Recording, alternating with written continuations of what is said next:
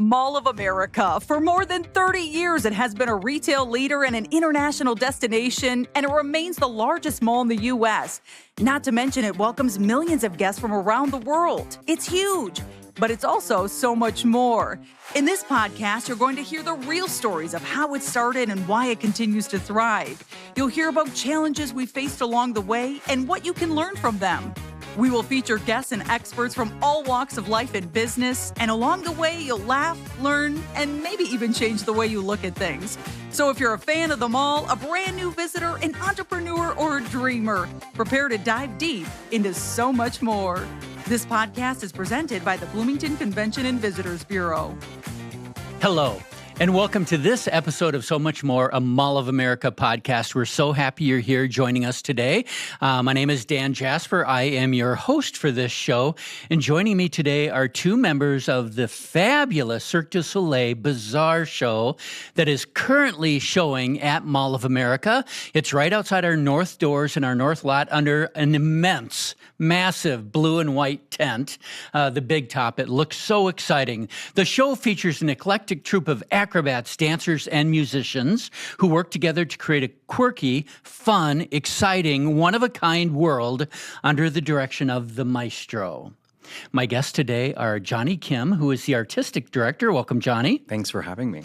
And Xander Taylor, who is a trapeze porter in the show. Welcome. Yeah. How are you today? Fantastic. Thank you very much for having us. It's good to have both of you guys here. I'm so excited that you're here. The show is incredible, so I've heard. I haven't had a chance to see it yet. I'm going next week to see it, so I'm really excited. But the Twin Cities are abuzz. The offices at Mall of America are abuzz because everyone who has gone to see the show say that it is fantastic. The energy level is so high, and they were just so excited. They came out going, oh my God, you won't believe what you're going to see when you go to this show. So we're excited to have you here at Mall of America. Johnny, would you tell us a little bit about this show? If you're a first-time guest, even entering the tent, what is that experience like? I mean, for me, it's quite magical because it's in a big top. You can see it as a massive tent, but when you walk in, it feels like a purpose-built place.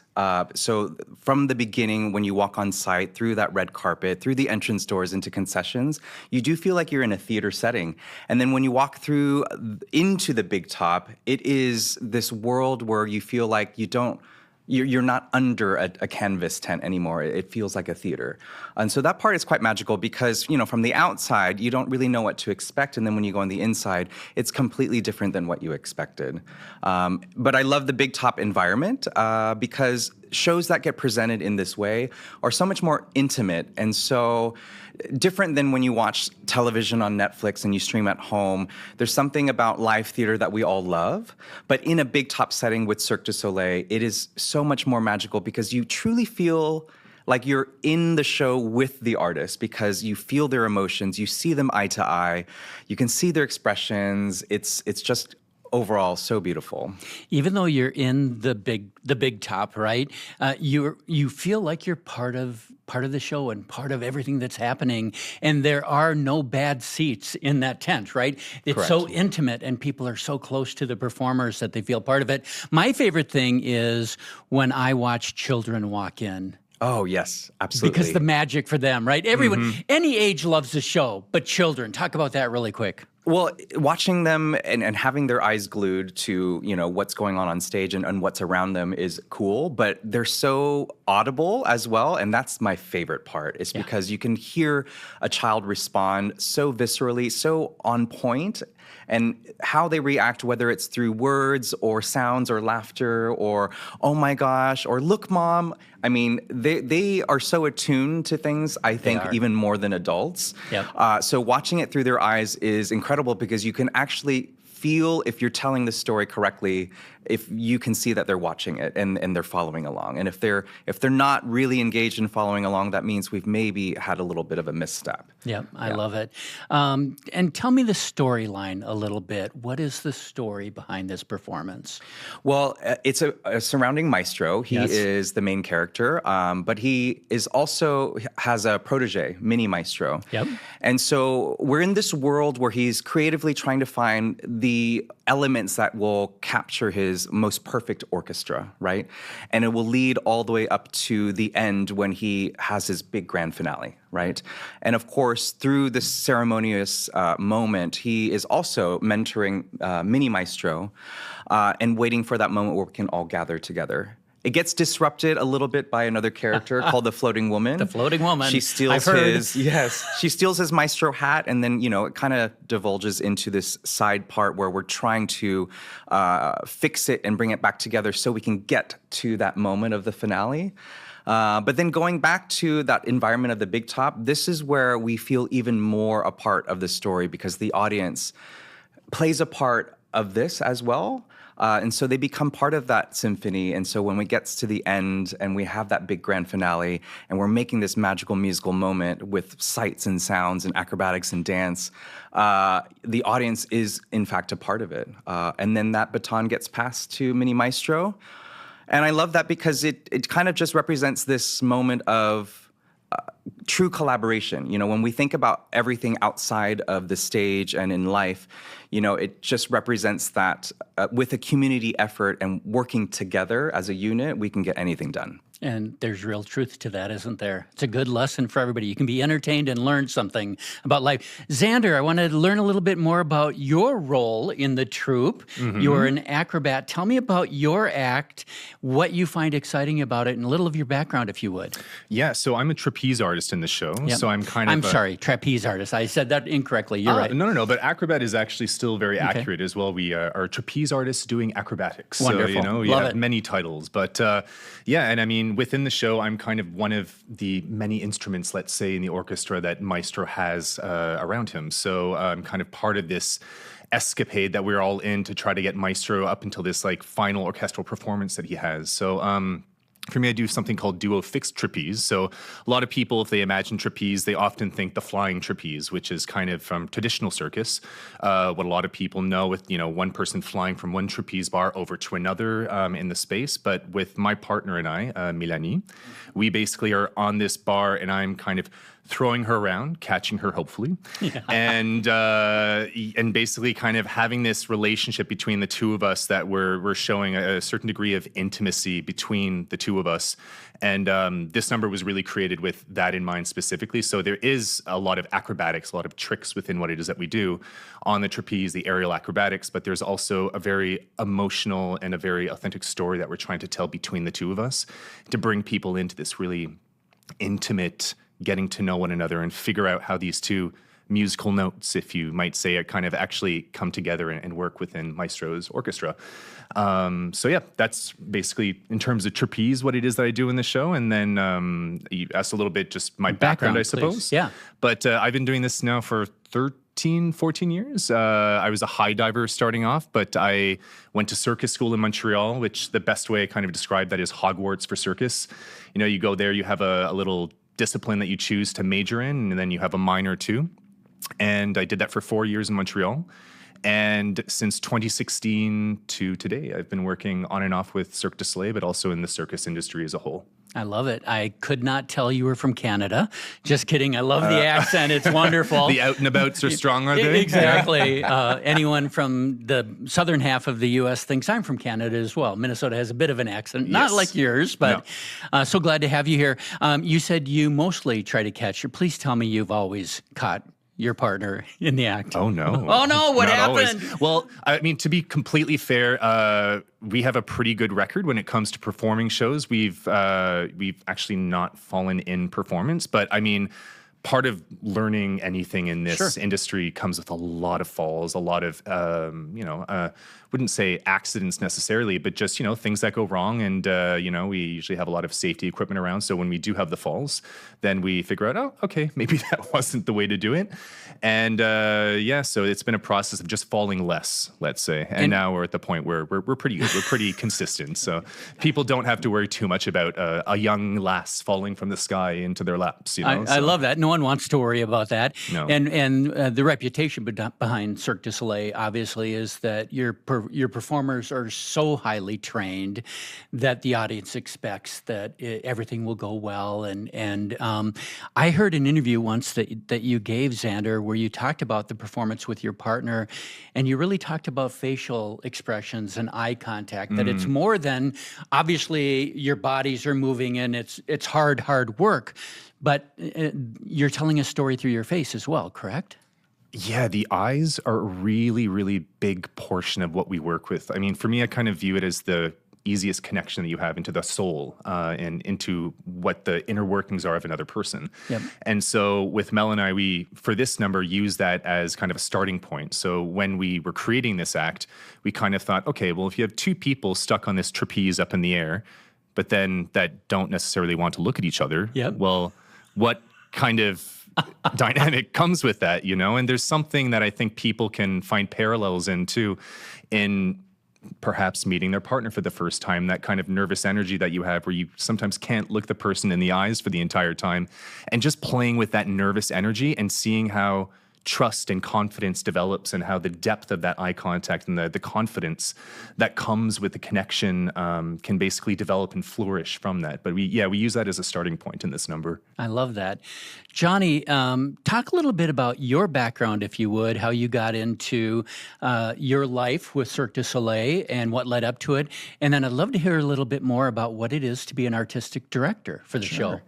My background's quite varied. I started off when I was younger as a classically trained pianist, but I also did gymnastics. And then doing musical theater in my teenage years, it wasn't until college that I realized that I wanted to be a dancer. And so I danced professionally and did musical theater for a period of time.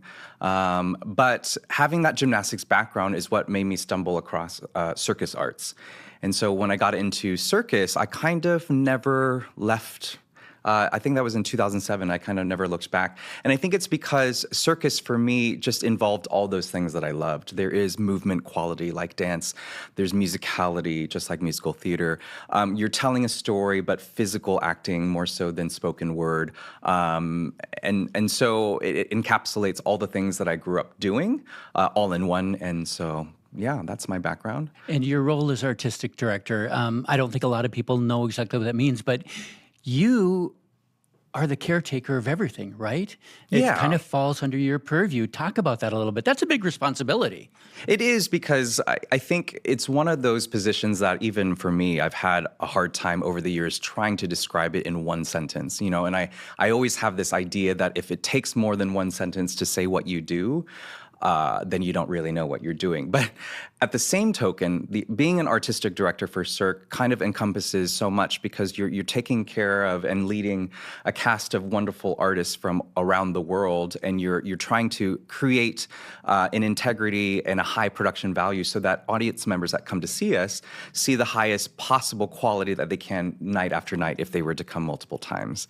But with that comes a lot of different variables, you know, as far as the cast's health, their mental well-being, but it's what you see too. You know, we have to work hand in hand with the technical departments to make sure that how we fly the artists are safe and on time, that the musicality is matching, that the costumes look good, that the makeup design is still on point, that the lighting design is showcasing the acrobatics in the best way, or this showing the staging of how we want to tell the story and what we want to say. So it involves so many different departments that kind of rally together with me to create that vision that we want to carry forward. And then while we're on tour, we try our best to transcend that, you know? Yes. And that brings me up to the next topic, which is you live your life on the road. I mean, 40, 45 weeks a year, whatever it is. It's a lot, correct? Yeah. That you travel internationally to perform for audiences. I would love to hear a little bit what that's got to be difficult. Hotels, Airbnbs, wherever you stay, and you're not around your loved ones, your families. Talk about the challenges and the opportunities that come with that. I'm going to start with Xander on this one, if I can. Yeah, I mean, nomadic life is definitely not for everybody. It has a fair few difficulties within it. So for me, for instance, you know, I have a long distance relationship with my partner who's off in Germany, also a circus artist. And with that, I mean, we're very lucky in the sense we both understand the realities of what this industry is a lot of the time. So you can find jobs that are permanent in one place, but I would say it's more common to find nomadic touring structures. So it's a tricky thing to try to just have the contact and the time with your loved ones and with your friends and to keep that nourished. Also, the realities of our jobs. I mean, we are at the tent a lot. We are working very hard behind the scenes in rehearsals to always be able to put the best show together that we can for that night. So it is tricky, but Cirque du Soleil, I have to say that we have a lot of things that really help out with that. So we have a kitchen that comes with us on tour, which is fantastic because not every job will provide that with you. Sometimes you get what's called a per diem to just go off to the nearest fast food place and get your meal for the day, versus us where we have a team that follows us full time and that is creating different meals day after day to try to recreate the home comforts. Yes. And then also with hotel life, that can also fluctuate a little bit. Sometimes you're a little bit more comfortable, sometimes a little bit less. It just depends on where you are. But I think that, in terms of the difficulties, sometimes, for me, it's outweighed still by just the pleasure of going to these new places.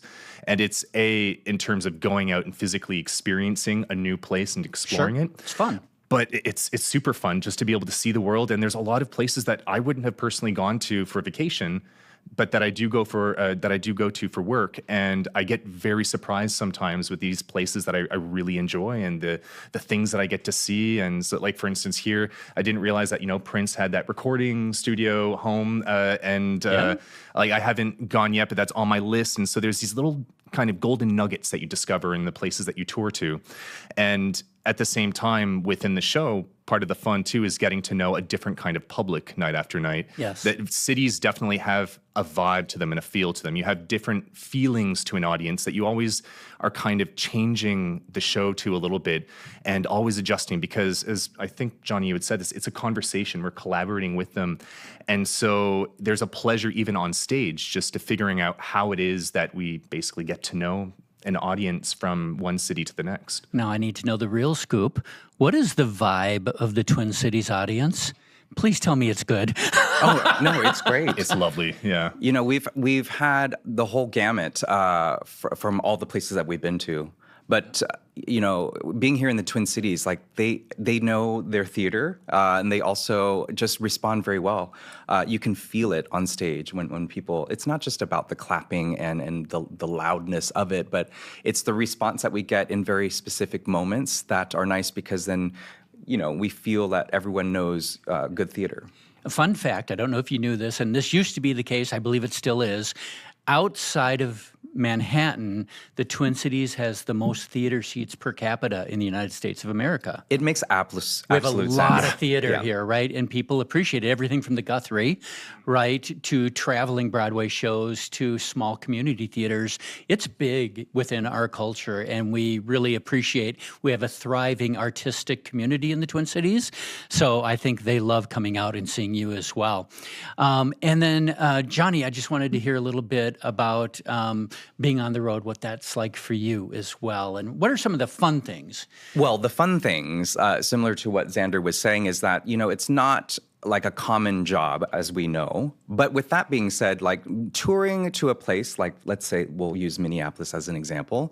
We're here sitting down for 5 weeks, but then we have 10 days off. So who has a job that always works 5 weeks on, 10 days off, 5 weeks on, 10 days off? So that pro is great because when you are missing your loved ones, then like, for example, for me, it's really easy for me to just pop back home to San Diego to see my parents or go up north to see my sisters and my niece and nephew. So I really, really enjoy that. But amongst all of it, I am such a travel kind of person. I love seeing the world, experiencing different cultures and understanding the people and the language and the cuisine. So for me, the travel aspect is actually the best part about being a part of this, aside from the art that we get to do every day. Because I just feel, I don't know, I just feel like you become so more attuned to the globe itself when you're able to travel to different places around the world. I love it. We talked a little bit about the plot of the show, and I'd love to hear a little bit more about some of the specific acts. Before we do that, how long is BAZZAR, at Mall of America here in the Twin Cities. You're in the middle of a run right now. It goes until June 16th. June 16th. Still time to get tickets and come out and enjoy the performances, Absolutely. correct? Yes. Please do. And please do. It's amazing. Where can folks find those tickets? Oh, they can go to www.cirquedusoleil.com and click on Bazaar, and they'll be able to get tickets there for sure. And listeners to the podcast, you can also go to mallofamerica.com because it's on our homepage. You'll see an ad right there, a block with the photo from Cirque du Soleil BAZZAR. Click on that. You can get your tickets right from there. It leads you to your website as well. So very easy to get tickets. Some great seats available. Would love to have everyone come out and watch this performance. Talk really quickly, if you would, just about some of the acts that are in the show so people get a sense of beyond what you do, Xander, what some of the other acts are. Yeah, we have a multitude of things. We have a roller skating duo that skates on a small circular platform and spins round and round. Love it. And that gets me every time. We have new things like Malakam. It's an Indian sport turned into an art that derives from India. We have old kind of acts that are kind of new now based on the generations that come to watch, like hair suspension. And we have a new iteration of, the traditional tight wire kind of act in what we call slackline.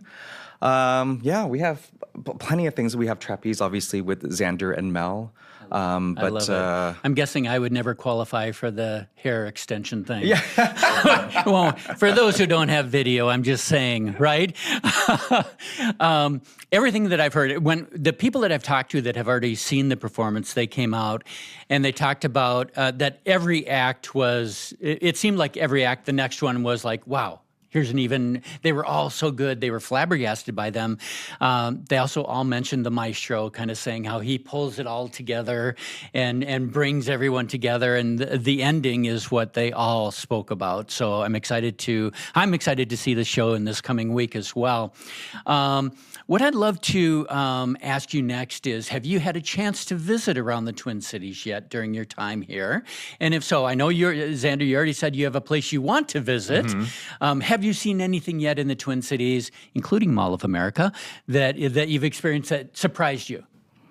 I think Xander might have seen more than me because when I arrived and by the time we got up and running, I actually then left because every year we have this thing called the Artistic Directors Forum and we go to the international headquarters in Montreal. So I actually left and I've been gone for this entire last week. Okay. And I just arrived yesterday.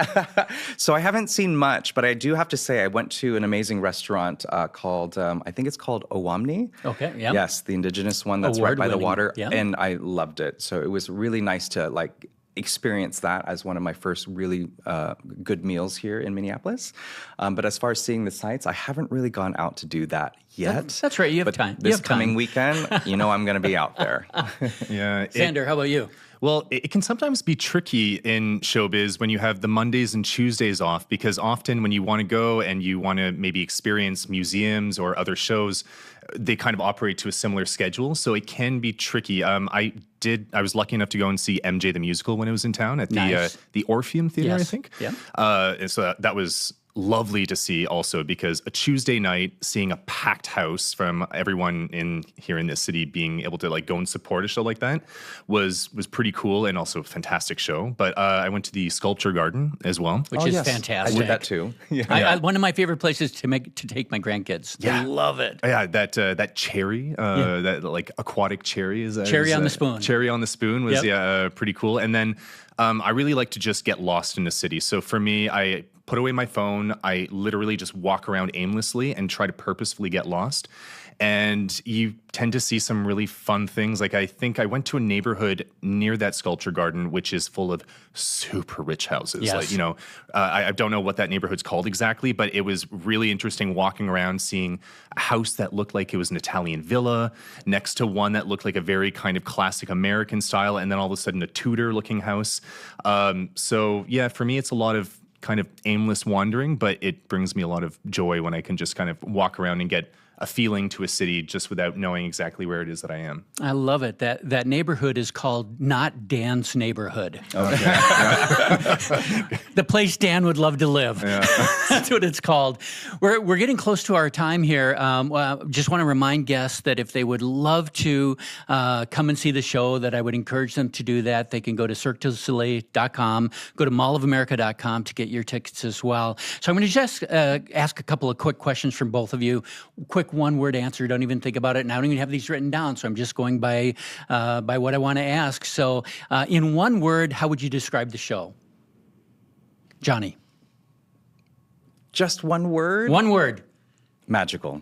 Xander. I'm going to cheat and say two, colorful intimacy. Okay, I love it. And then from the viewpoint of a young child, what do you think their takeaway from the show would be, Johnny? I would say immense joy in life. I love it. Xander. Possibility. And then from a grandparent, somebody who's seasoned, who may see the show, what would their takeaway be? I'm going to start with Xander on this one. Rejuvenation. Okay. Yeah. And I was going to say forever young. It's a lively show. It's really, really cool. Now I have to see this so bad. Absolutely. So favorite food concession that people buy at the show. Favorite food? Well, I think it's quite common that they get popcorn, just like You gotta in have the that. movie. So that was probably the most popular, I think. Yeah, I mean, based off the artist, I would say popcorn too, because we sometimes steal some after the show as well. Yeah. So. I love it. And having traveled the world, your favorite place to travel, Xander? That's a hard Goodness, one. that is the hardest. Yeah. Maybe you go first. Johnny. For this one. Well, it's not where we toured to, but we toured somewhere close to where I had the opportunity, and I went to Reykjavik, Iceland, and it was otherworldly, and I want to go back. It's so cool. Love it. Xander? Honestly, I think I'll say Brazil. We went there with the tour in South America, and just like the natural beauty that I found there was pretty gobsmacking. So yeah, Brazil. Wonderful. I love it. Thank you both so much for taking the time to join me today. I appreciate it so much. We're excited to have Cirque du Soleil here at Mall of America. We're excited to get lots of people there to enjoy the show. And so for all those who are listening, please be sure to check out cirquedusoleil.com, go to mallofamerica.com to find out more information about the show, to get your tickets. You will not believe when you drive up and you see the tents that are outside our north entrance. They are massive, they are beautiful, they're inspiring, and they will bring you joy and they will bring you hope. So that will do it for this episode of So Much More, and I just want to thank both my guests so much for taking the time to be here with me today. Thank you for joining me. Thank you. Cheers. It was a pleasure. Thank you for tuning in to today's episode of So Much More. If you want to hear more, be sure to subscribe to our podcast wherever you find your favorites, including Spotify, Apple, or Google Podcasts. And you can also watch a video cast on YouTube. Go to podcast.mallofamerica.com to leave a review, ask a question, or give us an idea for the show. Until next time, thanks for listening. So Much More is presented by the Bloomington Convention and Visitors Bureau, the official destination marketing organization for the city of Bloomington, Minnesota. Before your next trip to Mall of America, visit bloomingtonmn.org for answers to all your travel questions, deals and packages for hotel stays, and so much more.